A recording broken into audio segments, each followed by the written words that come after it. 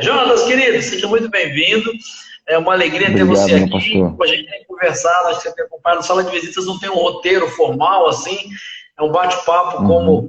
como a gente normalmente tem. E eu queria primeiro pedir que você contasse para a turma um pouquinho da sua história, se apresentasse aí, sua família, seu marido da Natasha, seus filhos, enfim, e conta um pouquinho da sua história para nós aqui. Eu já adiantei um pouquinho que você é missionário, né, para que vocês tenham ideia. O Jonatas está em Uganda, ele vai falar um pouquinho sobre isso, em África. Mas conta um pouquinho da sua história, como é que você entrou nessa história de missões, como é que você é cruzeirense, é mineira, cruzeirense, enfim, conta um pouco da sua trajetória aí, Minas Gerais, você achou a Paulista aqui para casar, foi para o campo missionário, conta pra gente um pouco da sua história, amigão. Pastor, é um prazer muito grande estar aqui.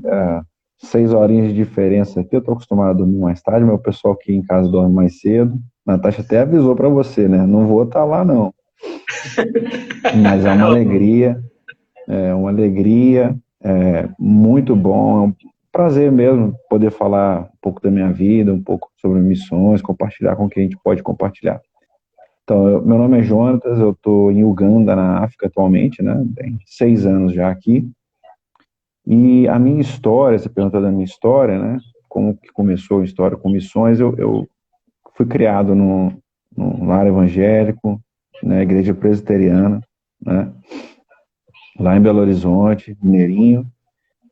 E andei uns anos afastados, né? Na minha juventude aí, dos caminhos do Senhor. E Deus me chamou de volta. Tive um encontro muito forte com Cristo, né? Algo assim sobrenatural.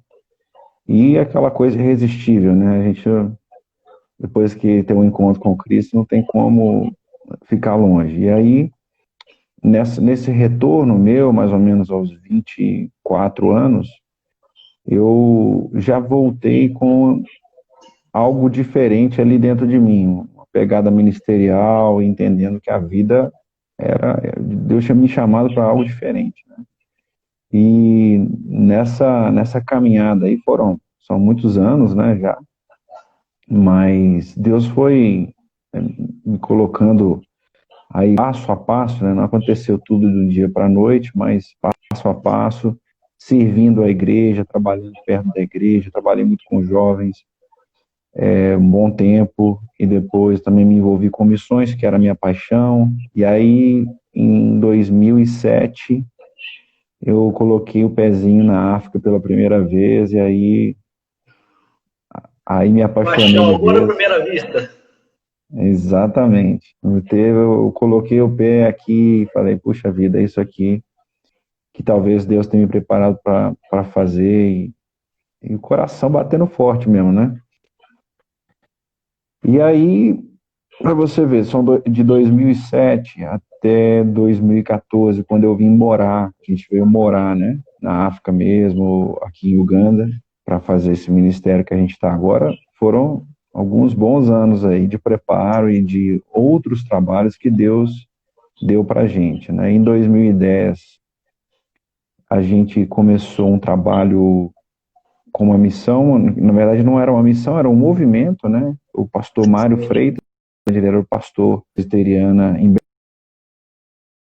Belo Horizonte, eu trabalhava na igreja, na equipe ali, com eles, e o pastor Mário, um dia, ou 2 dias depois do terremoto que teve no Haiti, em 12 de janeiro de 2010, não sei se o pessoal lembra disso aí, o pastor Mário chegou e falou, estou indo pro Haiti, vou lá socorrer o povo, e eu, um dos primeiros que eu falei com ele, estou indo com você, né?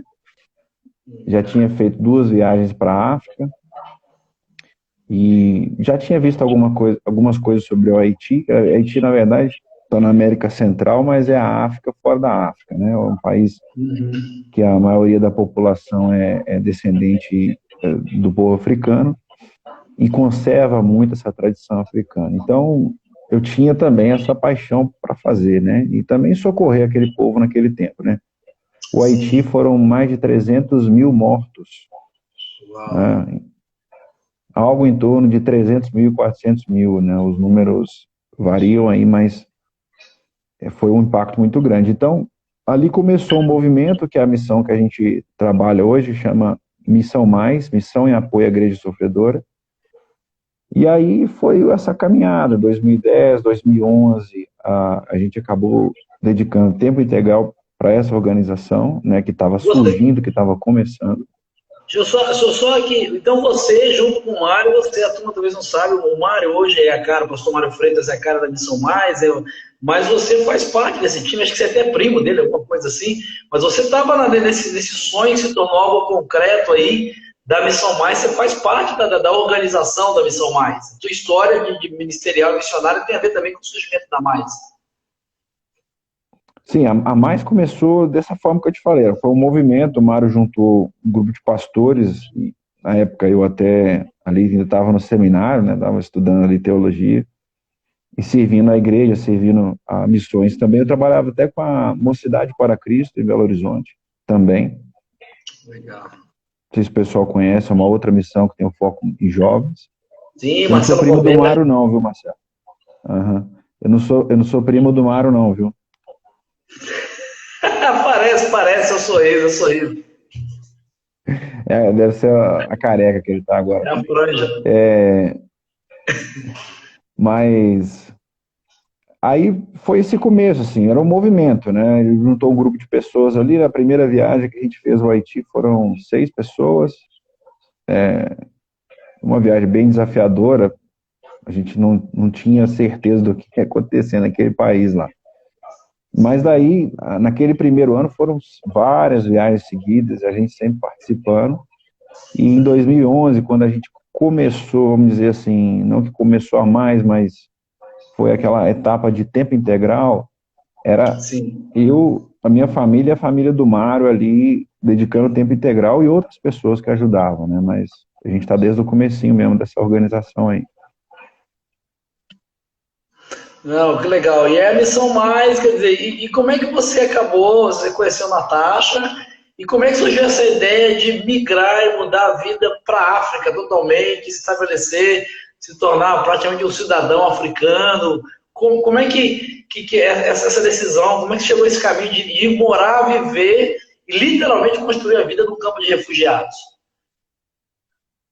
Servindo um campo de refugiados. Então, eu com essa paixão por África e fiz algumas viagens missionárias para cá antes da gente vir de fato em 2014, e aí o trabalho no Haiti também, que era algo bem africano também, né? Mas quando a gente começou o trabalho no Haiti começou a ter uma maturidade, a gente entendeu também como organização que havia espaço para a gente expandir, né, para outros lugares, e eu era o primeiro da fila, né, com o dedinho levantado já. Legal. Chama eu. Tava lá prontinho já. E aí a gente se organizou e veio em 2014. A Natasha, a gente casou em 2010, final de 2010, né? Para um doido tem sempre uma louca, né? Então, Deus organizou tudo. E a minha história com a Natasha, a gente era amigos assim desde a adolescência, por intercâmbio de igreja, né? Essas bênçãos aí que tem na vida da gente. Legal. Isso é bom demais, E aí, Belo Horizonte, ela em São Paulo, a gente passou os anos, assim, mantendo uma amizade à distância, não tinha nada, assim. Mas quando eu vim com esse chamado missionário e tal, e ela também tinha um chamado missionário, aí as coisas, né, Deus usou lá um momento específico da nossa vida e aí os destinos se cruzaram ali na vontade de Deus, ele colocou e a gente se casou no final de 2010, né? Então a Natasha também está desde o comecinho desse trabalho com a Missão Mais, ali, bem dos primórdios aí, né, junto nessa caminhada. Em 2014 a gente veio para cá e estamos aqui na batalha. Aí, tem a turma, fala Portuga, tem uma galera, o pastor Cleberson, amigo querido aí com a gente, o Gilber Camargo tá aí, deve ser amigo seu conhecido, que ele falou, fala Portuga, os caras o Gilber foi ao Haiti com a gente, rapaz. gente boa demais. Um Legal, abraço, Gil. Ó, quem está aqui também na live, meu pastor, meu fala pai e aí. minha mãe. Ó, meu pai completou 80 anos no mês passado, estão Opa! acompanhando a live aí. Que legal, que legal. Você já não imagina um paizão orgulhoso. Né? E são essas coisas do campo missionário, né? 80 anos de idade celebrando, né? A alegria de ver o filho servindo, mas essa distância, né? Com essa situação toda aí que tá acontecendo. Tem uma turma boa, o Nel, que está com a gente aí, o Nel, que cuida de toda a parte visual, é o cara que capricha e faz as artes, aí, toda a produção visual do Sala de Visitas, a Júnior, né? A LED também. Para quem não sabe, o Jonas é nosso parceiro aqui no nosso PAN, a parceria de ação missionária da IBG. Ele, a Natasha, os meninos, a gente tem tido uma caminhada muito, muito legal, um casal muito querido, muito abençoado. E aí você falou que o seu pai está com a gente na live, e como é que é essa realidade, né? Essa pandemia pegou vocês? Porque a realidade é vocês vivem em Uganda, estão em Uganda há 6 anos já. Já é uma realidade que não é fácil, vocês trabalham com refugiados, é servido a campos de refugiados, viagens longas, perigosas, e nesse processo vocês tiveram os 2 filhos de vocês, né, nessa realidade de campo missionário. Como é que foi essa adaptação, essa vida no campo, os meninos, a adaptação dos meninos, né? E agora, e a chegada dessa pandemia para vocês, como é que é a realidade do missionário no campo aí em Uganda, né? Alguém que constrói a vida, os filhos nascem no campo missionário, vocês 2 são jovens, você e a Natasha são jovens ainda, estão começando a vida. Como é que é essa realidade, né, de viver sustento com sua família longe, e depois com a chegada da pandemia, né, o pai aí com 80 anos, a família, como é que fica o coração do missionário, como é que é essa experiência para você? Primeiramente, obrigado pelo jovem, né, meu pastor? Não, pé de Então, vista é um menino. o corte novo que eu fiz de cabelo. Mas, assim, vamos por partes, né? A gente veio com o João pequenininho para cá, né? Mas não tinha completado nem 1 ano ainda. Então, ele praticamente, assim, a gente foi ao Brasil nesse tempo, né? Tivemos até com vocês aí algumas vezes, mas ele praticamente, a vida que ele conhece é essa vida aqui, né? O João tá com 6 anos, vai fazer 7 anos agora em setembro. E depois o Gabriel, ele nasceu em 2016, a gente foi ao Brasil, a gente tinha outras coisas para fazer, mas também entendemos naquele momento que era necessário a gente voltar por alguns meses, e ficamos aí no Brasil alguns meses, e ele nasceu no Brasil, mas logo veio pequenininho para cá, e estava com menos de 4 meses, 5 meses, assim, Ele era bem novinho, eu lembro. Passamos até lá com vocês, né? E Boca, assim, João Boca, quem não conhece da comunidade de Sena, é um amigo comum nosso. João, vamos fazer uma live, se você tiver coragem. Trabalha com a comunidade de Sena, pastorzão missionário, é amigo comum nosso, né? O cara tá se rasgando, bonito nome, João, o cara se acha, né, mano? Então, a vida que eles conhecem é essa vida aqui, né? E a vida nesse ambiente, é um ambiente internacional, né? A gente está aqui na África, os amiguinhos, a maioria africanos, aí tem o pessoal também da comunidade internacional que a gente interage aqui, né? Então, o que eles conhecem é isso aí, né? Eles não conhecem outra coisa, né? Para eles, a surpresa é quando vê só a gente falando português, né? Então, eles só conhecem isso. Para nós, como família, pastor, assim, é sempre um desafio, né? Porque a gente tem o coração com a família, né? Igual os meus pais em Belo Horizonte, meu pai com 80 anos, parceirão de corrida aí, né? A gente tem uma história legal junto aí de corridas aí, a gente correu juntos e é muito legal. A gente praticava corrida, né? E aí meu pai até hoje corre, hoje mesmo falei com ele, deu uma corridinha lá. 8.0 ele tá correndo? O cara eu vi umas fotos de vocês com 8.0, ele tá correndo ainda? Tá correndo, devagarzinho agora, com a pandemia e tudo, mas tá correndo, né? Legal. Então, assim, o coração aperta, né? Mas a gente deixou tudo para trás, né? Na verdade, a gente tem um certo desapego a essas coisas, porque é uma coisa necessária, tá? Faz parte do nosso chamado. Mas a gente tenta manter contato, né, com a família, principalmente nossos pais, os pais da Natasha. A gente liga bastante, né, quando a gente consegue, né, quando a internet permite. A gente está sempre ligando e fazendo contato dessa forma à distância, né? Agora, por exemplo, assim, a gente fica apreensivo porque o aeroporto aqui fechado, né? Então, por enquanto, as fronteiras aqui todas fechadas com o Covid, né? A gente vai falar um pouquinho sobre isso também. Então, assim, não tem como, né? A gente sair daqui nesse momento. Estamos orando aqui, falando com os nossos queridos e aguardando, né? E essa pandemia, como é que ela pegou vocês aí? Você comentou que o aeroporto está fechado, as estradas estão fechadas, a questão do sustento também, né? A provisão, a gente sabe disso, quem está no campo missionário, a gente no ministério, vocês muito mais, né? A provisão vem de Deus através de ofertas de diversos lugares, diversas pessoas, igrejas, enfim. Isso mexeu com vocês, alterou isso. Como é que isso mexeu com vocês, com o dia a dia, com a rotina de vocês, até do ministério em si, né? Do trabalho que vocês realizam, né? Porque essas fronteiras são fechadas até internas aí. Como é que isso mexeu com vocês? Pastor Marcelo, assim, mexeu com todo mundo, né? O bom é isso também, a gente está reconfortando porque está mexendo no mundo inteiro. Eu acho que se fosse só a gente falava, puxa vida, né? O que está acontecendo? O que eu fiz de errado? Mas eu sei que essa pandemia está alterando a vida, está afetando a vida de muita gente, né? E tem sido tempos difíceis, né? Eu sei que Deus tem um propósito para isso tudo. Aqui, como chegou mais tardiamente na África o Covid, acho que a África teve o tempo de se preparar, porque também aqui a estrutura de saúde aqui, ela é muito ruim, né?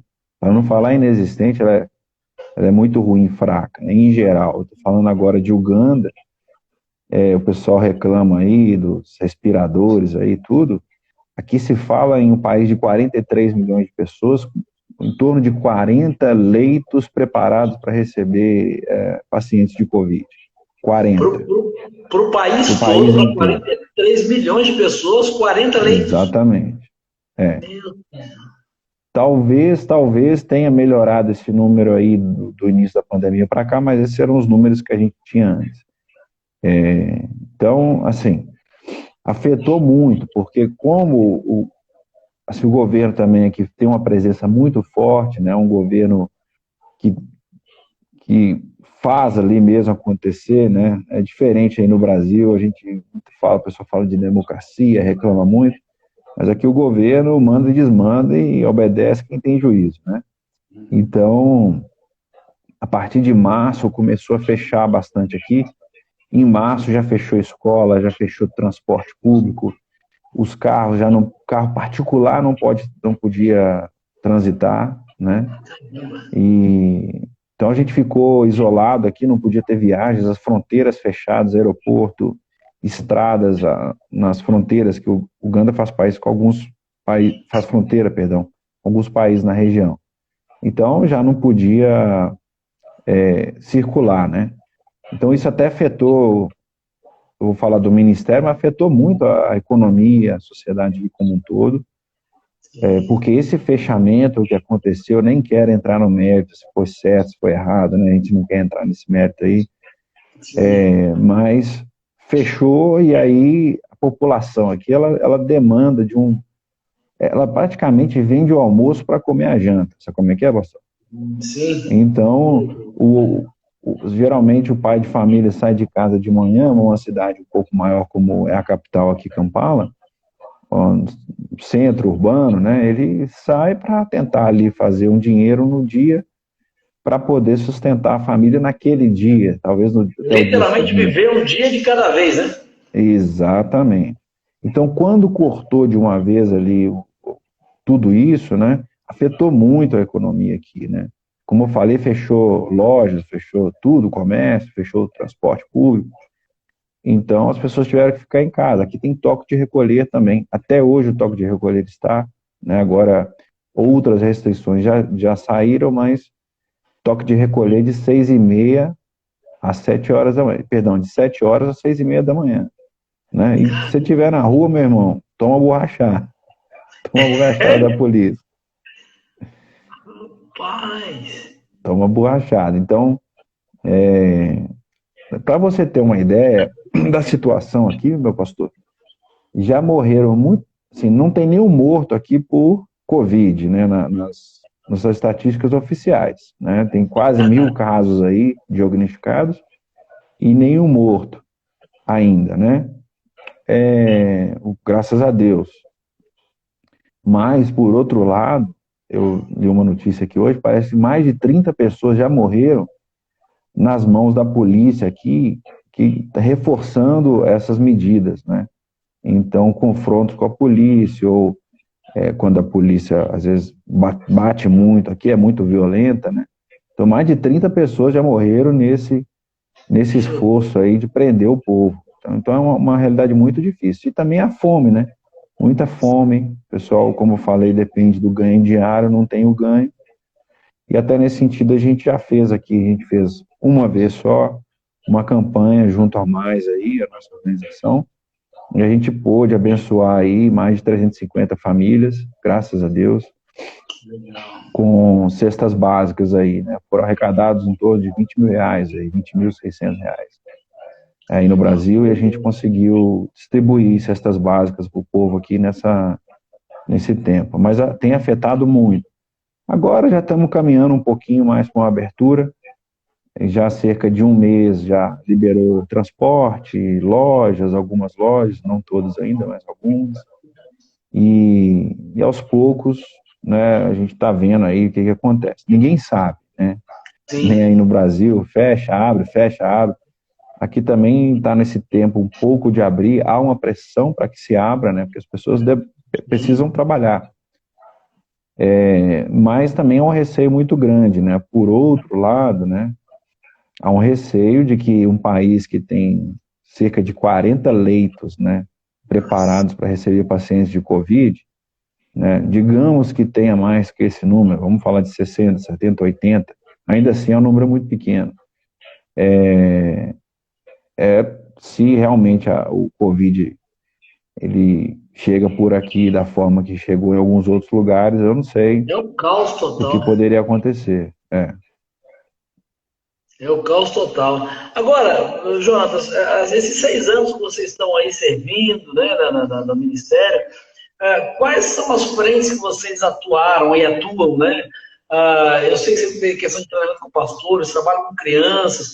Quais as estratégias, por exemplo, a turma que está com a gente, que vai assistir essa live depois no YouTube, lá no meu canal, Marcelo Santos Social, vou aproveitar já para fazer né, tem outras lives, estão todas elas lá. Amanhã já vai estar disponível lá esse nosso papo também, Marcelo Santos Oficial lá no YouTube.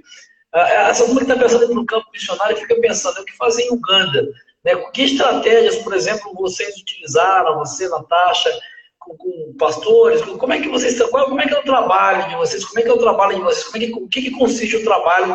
No seu caso, por exemplo, aí em Uganda, qual é as frentes que vocês atuaram aí, que vocês atuam nesse tempo aí, né? Nesses últimos 6 anos? Na verdade, pastor, assim, a gente veio para plantar um projeto, né? A gente não veio com mais ninguém para cá.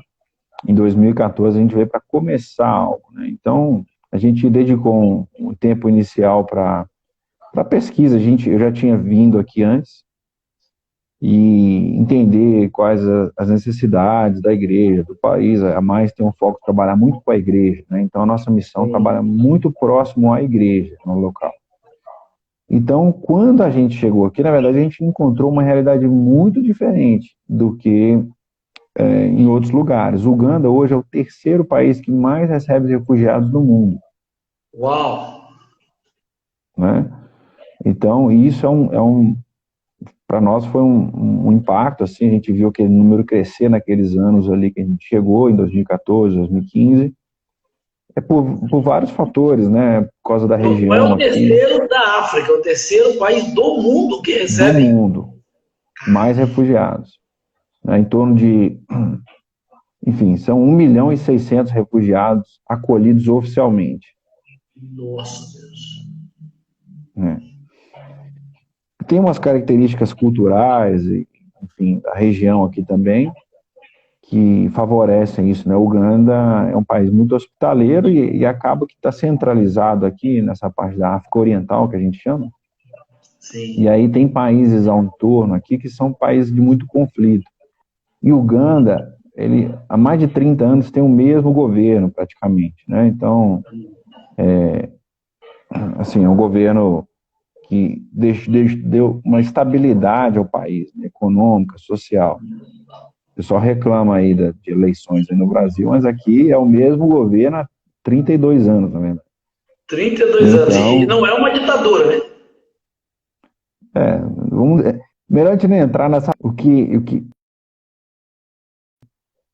é importante a gente pensar é que essa estabilidade fez que outros países ao redor enviassem refugiados para cá. Não que enviassem, né, mas as pessoas pensar onde que eu posso procurar abrigo, eu vou para Uganda. Né? Então, Sim. principalmente do Congo, República Democrática do Congo, que é um país que tem muitos conflitos nessa região aqui do seu oeste, não, desculpa, do seu leste do Congo, e o sul do Sudão, né? O sul do Sudão, a parte sul do Sudão. Então, muitos refugiados desses países e de outros também. E quando a gente viu essa realidade falando sobre evitável, né, no tempo que a gente estava tentando decidir os projetos e orando para Deus nos mostrar o foco que a gente ia dar aqui, foi inevitável a gente se envolver, né, com essa realidade aqui. Então, desde 2014 que a gente chegou, já visitei o campo de refugiados, e aí falei, puxa vida, isso aqui que Deus é uma necessidade, é uma demanda. Bem naquela época, principalmente onde a gente trabalhou mais, aqui no oeste de Uganda, o pessoal chegando, né, nos campos, nos assentamentos, então, muita miséria mesmo. Né? A situação hoje talvez esteja um pouco mais estabilizada, porque já tem alguns anos que a pessoa está ali, ela consegue, a vida fica um pouco mais fácil, né? Mas muita miséria, muita pobreza, a gente encontrou uma igreja ali sedenta também de ajudar, né? E a gente fez muitas atividades junto à igreja, né?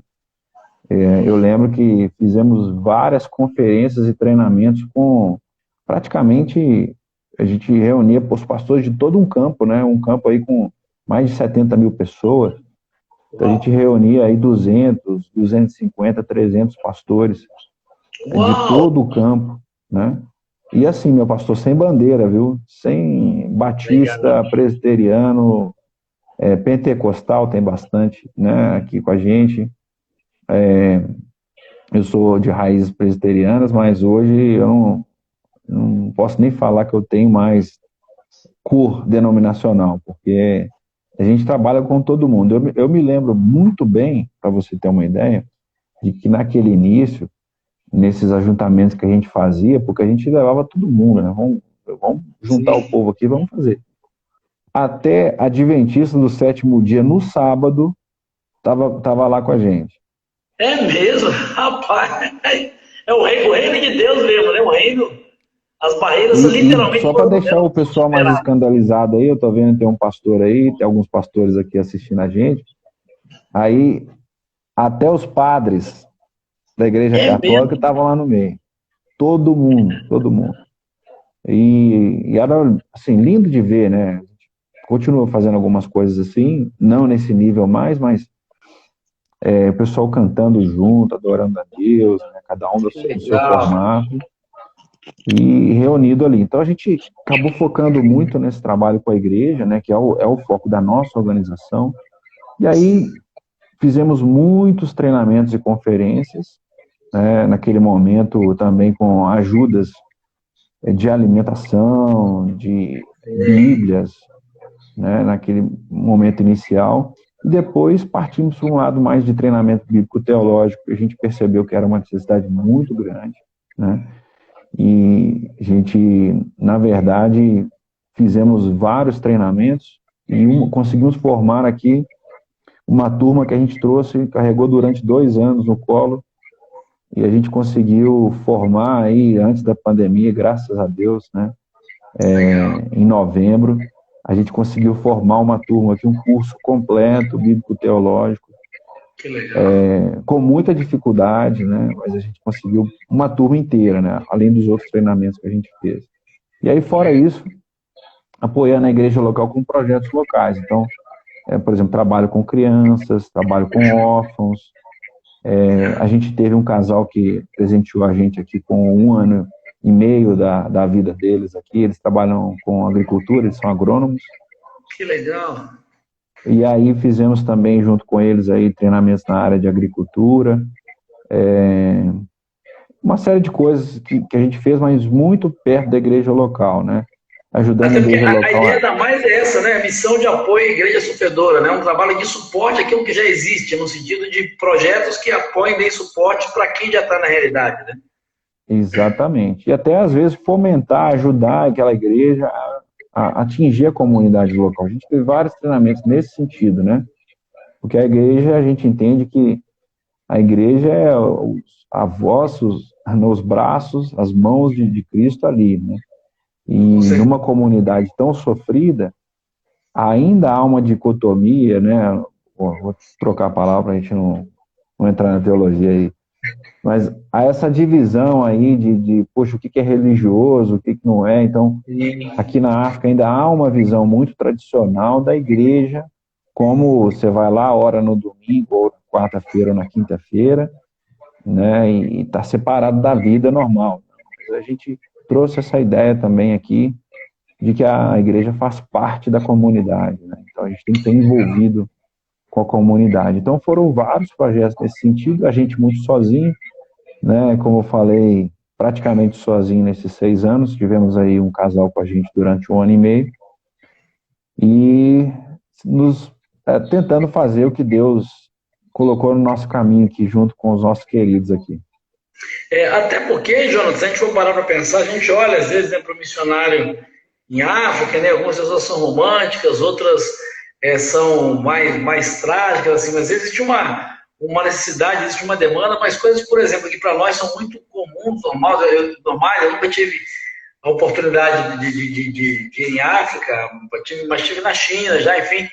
Mas essa coisa assim, que a gente fala de seminário, essa forma de formação de pastores, de reunir 200, 300 pastores, essa história de conferências, de congressos, né, que olha assim, parece que você organizou num centro de convenções uma conferência para pastores e líderes, né, dizer, nossa, né? Conta um pouquinho como é que são esses encontros, a estrutura que você tem muitas vezes para fazer isso, né? Que a turma olha assim, dá 200 pastores internacional, a turma imagina às vezes uma conferência, né? Com toda uma estrutura, uma infraestrutura, como é que é a realidade, o desafio de promover eventos, por exemplo, como esse de treinamento, capacitação, existe seminário de formação teológica, os pastores têm essa facilidade, os líderes, enfim. Conferência lá em Caldas Novas, né? Água de Lindóia, né? Você fala Água de conferência de pastores, você acha que o negócio vem a imagem, essa realidade nossa, né? Aqui é muito simples, meu pastor. Assim, é difícil até explicar, né? O pessoal que acompanha a gente, talvez com certeza você já viu algumas das coisas que a gente fez e faz aqui. É tudo muito simples, né? Então, eu lembro que a nossa sala de aula, durante vários meses, dessa turma que a gente formou, que a gente escolheu e falou, vamos testar uma turma aqui, vamos tentar caminhar com 25 pessoas. A gente acabou formando 18, que foi muito bom. Era na igreja lá, que tudo muito simples, né? Parede de pau a pique, né? Acho que o pessoal entende o que a gente fala, que é barro, praticamente barro com bambu ali, né? O telhado de lona, né? Lona mesmo. Então, esse tipo de estrutura que a gente tem, né? Que a gente usa em geral, né? Depois a igreja a gente conseguiu algumas estruturas melhores, né? Da onde a gente estava caminhando, tudo, mas não é sempre, né? Então, eu estava falando do começo do treinamento, até os bancos, né? A gente fazia uma semana inteira de aulas, né? Porque tinha que viajar para o campo de refugiados, pega autorização para estar lá, ficar uma semana lá. Então, era uma semana de aulas intensivo ali. E a gente, rapaz, a dor no coração, porque tudo bem, a gente estava dando aula o dia inteiro ali, mas os banquinhos ali não tinha nem cadeira, né? Então era um galho de árvore assim, ó, né? Um galho de árvore com a forquilha da árvore, então ele fazia assim um banco, né? Então, esse é o banco bem típico aqui do campo de refugiados, esses locais mais aí no interior do país, né? E nos campos de refugiados, onde não há estrutura, né? Então, é mais ou menos essa pegada aí. Então, o cara sentado ali o dia inteiro nesse galho de árvore e sem reclamar, né? Então, a gente fornecia ali um almoço ali, né? Um café da manhã, um almoço, e os caras estavam felizes da vida ali, mas é um almoço assim, arroz, feijão e um pedacinho de carne para cada um, porque também a comida para eles é muito simples, né? E, e assim, a estrutura muito simples mesmo. Não tem nada de água de Lindóia, não. Eu lembro, né? Eu lembro uma das coisas que mais me marcou quando eu estive na China foi exatamente essa coisa da simplicidade. E lá, por conta de toda a perseguição, nós ficamos numa sala, num micro apartamento, 30 e tantas pessoas. E eu me lembro disso, na época eram cadeiras como a gente usa aí no Ministério Infantil aqui, e senhoras de idade, que você falou, me veio essa imagem na mente, né? Sentado o dia todo, a gente dando treinamento, e assim uma sede, um desejo de aprender, né? Você falou essa ideia do banco aí, né? Galho de árvore, e as pessoas sentadas o dia todo, felizes por aquilo que está acontecendo, né? Tem o pastor Benivan tá com a gente aí na live, o pastor Lívio Renato acabou de chegar aí, está voltando da viagem de bodas de prata, 25 anos de casado, o Lívio também, que é um cara apaixonado por missões, tem uma filha que está aí no campo missionário servindo no navio, enfim. Então, a gente às vezes reclama, né? A gente que está nesse contexto nosso, não tem estrutura, não tem água, não tem lanche, não tem almoço, e a gente olha às vezes uma realidade como essa, isso muda muito a nossa perspectiva, né, Jonas? Você que está aí na linha de frente, o valor que esses líderes, que essas pessoas dão, a sede que eles têm de aprender, e a gente até olha para a nossa realidade, eu acho isso, pelo menos comigo, aconteceu muito, né? A gente reclama menos, a gente começa a olhar com outro olhar e ser mais grato por aquilo que Deus tem dado a gente, né? Pastor, até uma coisa que me marcou muito no começo desses treinamentos que a gente tem feito aqui, né, foi que eu percebi que não haviam Bíblias, né? Os pastores não tinham dinheiro para comprar Bíblia, né? E aí eu olho, né, eu abandonei um pouco a minha biblioteca nessas viagens todas aí da vida aí, mas até o que eu tenho aqui agora, eu olho aqui, eu tive que olhar aqui agora e falar quantas Bíblias que eu tenho, né? Contar ali 6, 7 Bíblias no mínimo, né? Eu sei que pastores no Brasil tem muito mais do que isso, né? E aí a gente vai para o campo de refugiados. Eu lembro que uma vez eu reuni um grupo, a gente estava fazendo um treinamento e eu perguntei quem não tinha Bíblia, né? E eu vi vários deles com Bíblia na mão e eu fiz uma pergunta, né? A gente usa o inglês para comunicar aqui e sempre com o tradutor, porque, né, precisa, né? Então eles não falam inglês. Só que, principalmente no campo de refugiados, aqui onde a gente trabalha, eles falam uma língua que chama Swahili, ou então uma outra língua que chama Kiruanda, né? Kinyarwanda. Então, tinha ali um tradutor, né? E eu falei, olha, quem tem Bíblia aí? Quem não tem Bíblia? Na verdade, a pergunta minha foi, quem não tem Bíblia? E assim, 90% dos pastores, evangelistas, líderes da igreja, a gente está falando de líderes, né? Isso, líderes. Se levantaram a mão. E aí eu entendi que o tradutor tinha traduzido errado. Né? Eu falei, eu acho que ele traduziu ao contrário. Eu expliquei para ele, não, a minha pergunta é essa. Quem não tem Bíblia? E ele repetiu, não, tudo bem. E traduziu mais uma vez. As pessoas continuaram lá. E eu falei, mas eu estou vendo vocês com Bíblias na mão. E eles falaram, na verdade, todas essas pessoas que estão com Bíblias aqui, que estão com a mão levantadas, é porque elas pegaram emprestado, né? Com alguém da igreja ou com outro pastor que tinha uma Bíblia e tal. Então a gente conseguiu, pelo menos para um grupo, né, razoável aqui de pastores e líderes, entregar Bíblias e ajudá-los a entender como usar a Bíblia, né?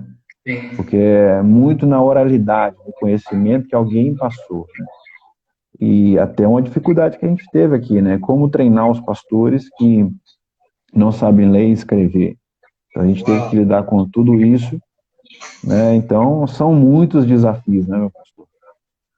Não, Bem imagina, distante da nossa realidade no Brasil, né?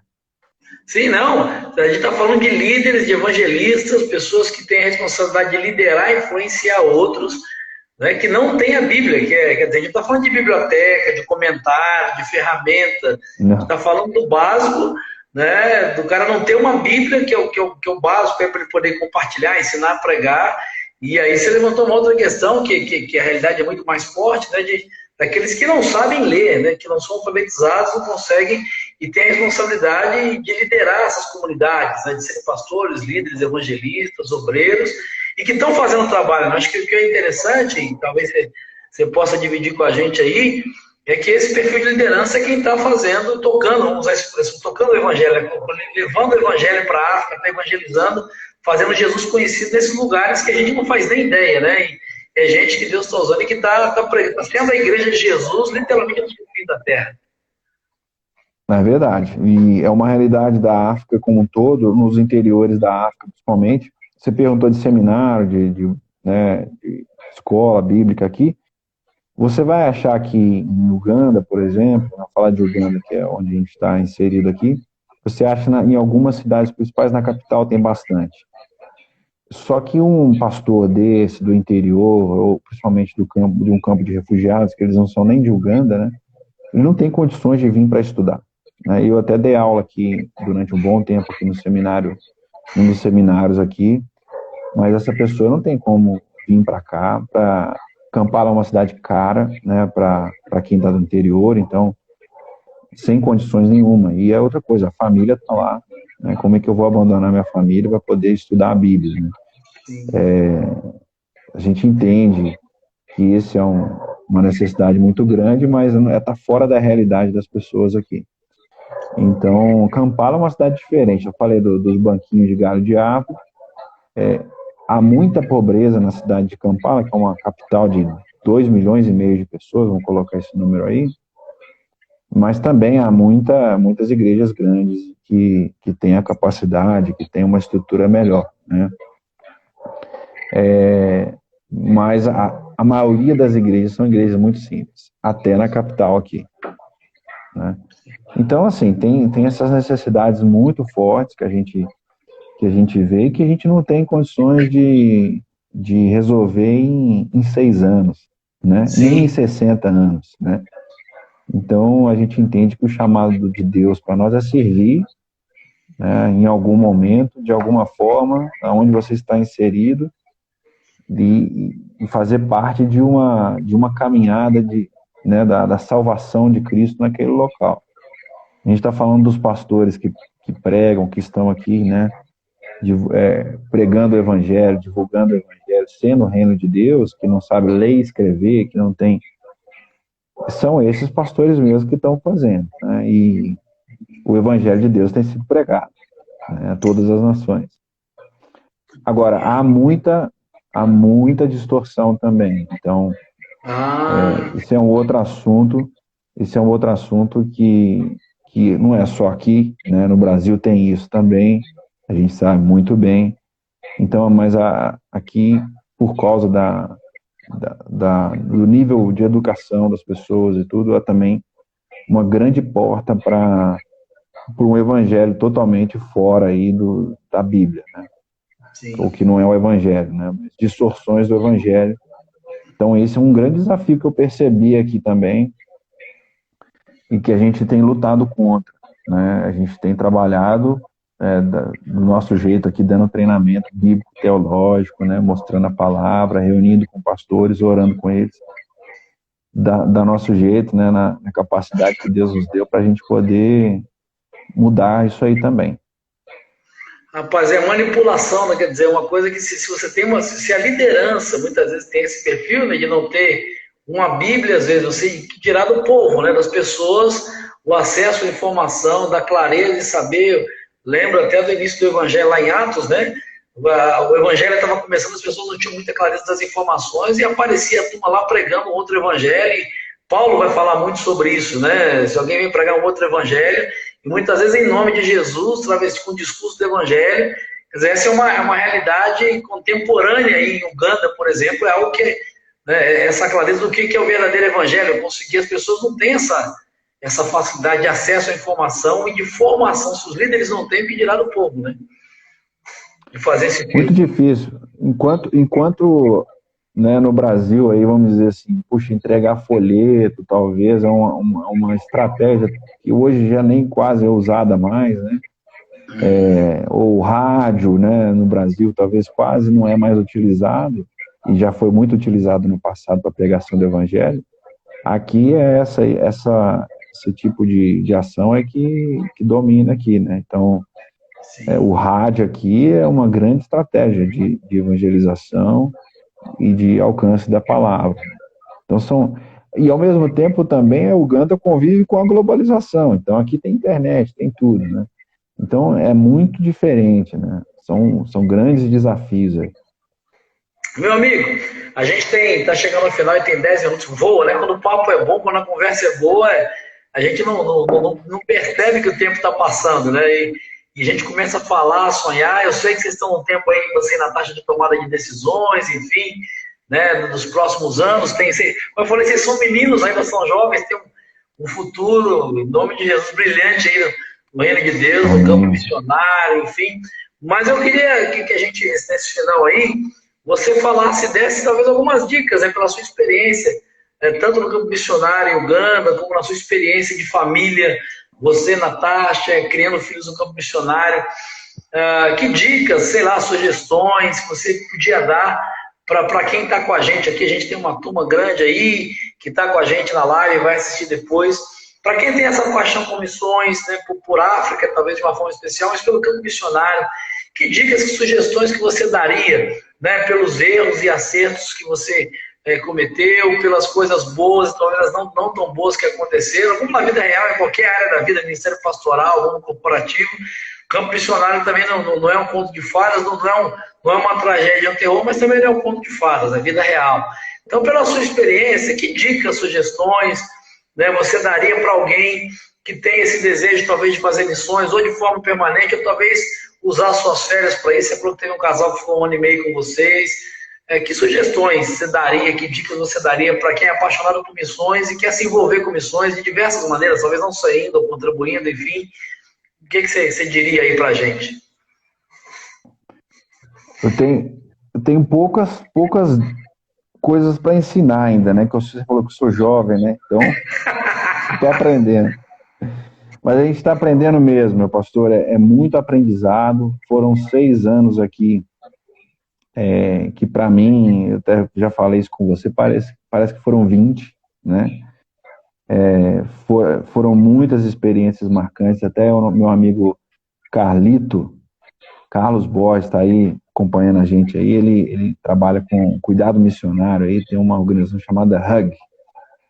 Um abraço. Eu vi aqui na live, vi sim, tá aqui. Ele sabe um pouco das nossas mazelas aqui, ele acompanha a gente. Então, assim, eu acho que uma coisa para o jovem que está se lançando, né, porque tem várias fases aí, né? Eu acho que quem está no começo dessa caminhada missionária e ministerial, uma coisa é você não desistir, né?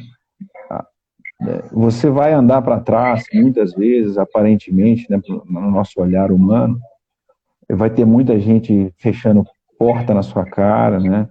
Não acreditando no seu chamado, na sua paixão, no que Deus colocou no seu coração, porque é fácil ser um cristão na média, né?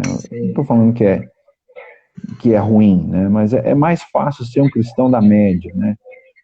Agora, e eu não estou falando que é só o missionário ou o pastor aqui é uma pessoa especial, não, acho que todo mundo é especial, mas quando você quer realmente exercer o chamado de Deus para a sua vida, seja ele no campo missionário ou no seu local de trabalho, aí, meu amigo, aí a paixão tem que estar por Jesus, tem que ter a certeza do chamado, tem que saber persistir aí, porque tem hora que não vai dar certo, né? A gente teve muitos momentos aqui de falar, ué, agora, né?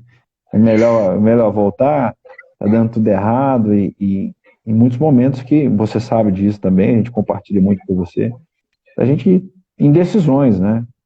E a gente teve muitos momentos, por exemplo, financeiramente aqui, difíceis, por exemplo, que não impediram a gente de continuar, né? A gente tem que falar, não, peraí, a gente veio para cá com um dólar a 2,50, né? 2,45, e hoje o dólar altos e baixos, onde está, né? Então, são muitos desafios. Eu acho que uma palavra que eu posso dizer para quem que quer exercer, colocar o evangelho como, né, algo integral na vida, é não desistir, seja onde você está, né? Para vir para o campo missionário, vai ter muita negativa, vai ter muita porta na cara, vai ter muito não, vai ter muita gente que não vai acreditar e você vai continuar, porque Deus te chamou para isso. Talvez a única coisa nos poucos minutos aí, porque a gente fala demais, né, que eu poderia deixar para os nossos amigos aí que estão assistindo a live com a gente. Cara, que coisa boa. Eu acho que esse é uma marca, viu? Eu posso dar esse testemunho. Eu sei que tem vários amigos de outras agências, né? Você falou do Carlito da Hug, uma galera aí que acompanha vocês. Eu sei que vocês são muito queridos, muito, muito amados por gente desse Brasil todo, que ora por vocês, que sustenta financeiramente, que apoia emocionalmente, que você e Natasha, eu posso dizer isso de carteirinha, porque a gente caminha e além dessa parceria ministerial, eu posso dizer que nós somos amigos mesmo, apesar dessa distância. A gente teve, se for botar aí na ponta do lápis o tempo que a gente conversou presencialmente, fisicamente, eu acho que não dá nem 24 horas, mas esse vínculo, essa aliança que a gente acabou construindo, né, no reino, e a gente tem visto mesmo uma forma, e você colocou o que você e Natasha vive, né? Perseverança. Vocês são muito perseverantes, muito convictos daquilo que Deus tem para a vida de vocês, e mesmo quando a dificuldade surge. Então, eu quero agradecer e dar essa palavra de gratidão, a gratidão em nome aí, das várias pessoas, dezenas de pessoas que sustentam financeiramente, em oração, emocionalmente, e da igreja brasileira, né? Porque vocês, perdão, vocês são um casal, uma família, né? Com os meninos que encaram isso. A gente, quando vê os meninos e vê os vídeos, eles são adaptados, que honram esse grupo tão seleto, né, que são os missionários, aqueles que nos representam e que aceitam a chamada de Deus para abrir mão de tudo mesmo, de todos, e fazer a vontade de Deus. Então eu quero dar essa palavra de gratidão mesmo. É uma honra ser seu amigo, e você, Natasha, e eu acho que isso que é legal, além de servirem a Deus e fazerem diferença no reino, não perderam a sua identidade, né? Vocês são vocês mesmos. A gente ri, fala de futebol, de vida, de família, de filhos, ri junto, chora junto. Então, minha gratidão mesmo a você por esse tempo que a gente passou aqui e por essa inspiração que vocês são, sabe? E a minha oração é que Deus abençoe vocês nesse novo ciclo aí que vocês estão sonhando, planejando, que seja para onde, como e quando for. Tenha certeza de que Deus está no controle, e nós estamos juntos. Eu tenho certeza que falo não só no meu nome, mas de toda essa galera que está aqui, até o Giba, cruzeirense, né? Sofredor, ano que vem está na segunda divisão, mas você é um cara, não pode desistir. Eu acho que isso é uma marca, né, do missionário cruzeirense, então não pode desistir, tem que perseverar, né? Então, o Gilba que deu a cutucada. Mas, cara, que Deus te abençoe, fica à vontade para falar o que você quiser, mas quero agradecer a você desse testemunho mesmo, com seu amigo, e na oração de que Deus abençoe esse novo tempo, esse novo ciclo aí, que vocês estão sonhando, planejando, enfim, Deus está no controle de todas as coisas, seja onde for, quando for e como for, nós estamos juntos. Tá aí a Arlete, a turma da EBG, a Júnia também falou que tem vocês na geladeira, a gente tem está sempre orando, intercedendo, e com saudade, ansiosos para a gente poder se reencontrar, para compartilhar de tanta coisa boa que eu sei e creio que pela fé Deus vai fazer nesse novo tempo na vida de vocês. Amém. Meu pastor, muito obrigado aí. Pô, tava chegando no final da live, eu tava tranquilo que você não falou nada do Cruzeiro, né? Ainda bem que a live nem é na segunda-feira, né? Porque, enfim. Pô, eu me segurei, o Gilber aqui cutucou eu. Mas, graças a Deus, a gente tem esse relacionamento com vocês.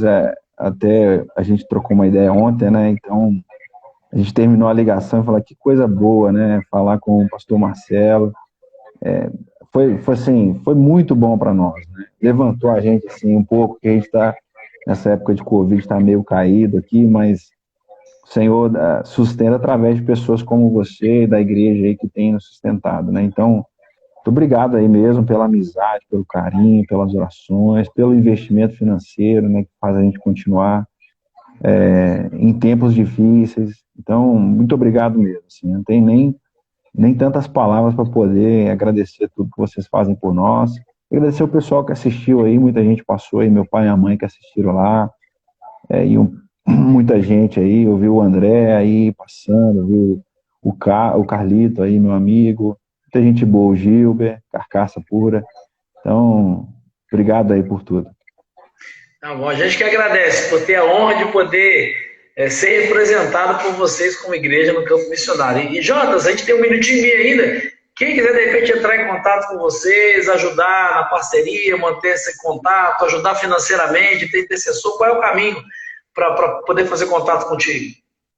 Manda um e-mail ou manda a pessoa que está no Insta aí, né, que tá todo mundo está fazendo pelo Insta, manda um direct aí e a gente fica em contato, né? Manda um e-mail, depois a gente pode compartilhar aí também. Manda um direct, a gente vai se falando aí, a gente compartilha, sempre a gente tem o costume de compartilhar o que Deus está fazendo, né? Através de e-mails, de WhatsApp também a gente compartilha bastante coisa. Então, tamo junto. Legal, então você que está aqui na live, você pode mandar aí pro direct pro Jonatas, né? Você aproveita para seguir nas redes sociais aí, e as minhas também. E você que está assistindo pelo YouTube, você pode colocar nos comentários que eu respondo a você, mando o contato do Jonatas aí pelos comentários do YouTube, tá bom? Vai ficar gravado. Marcelo Santos Oficial, a partir de amanhã, está disponível no YouTube esse bate-papo, tá bom, meu amigo? Deus te abençoe, né? Agradeço a Natasha por emprestar você nessa madrugada, um beijo grande dela, dos meninos. E estamos juntos na caminhada, que seja um tempo especial de Deus. Um abraço para vocês. Valeu, meu irmão. E até o próximo Sala de Visitas. Amo vocês.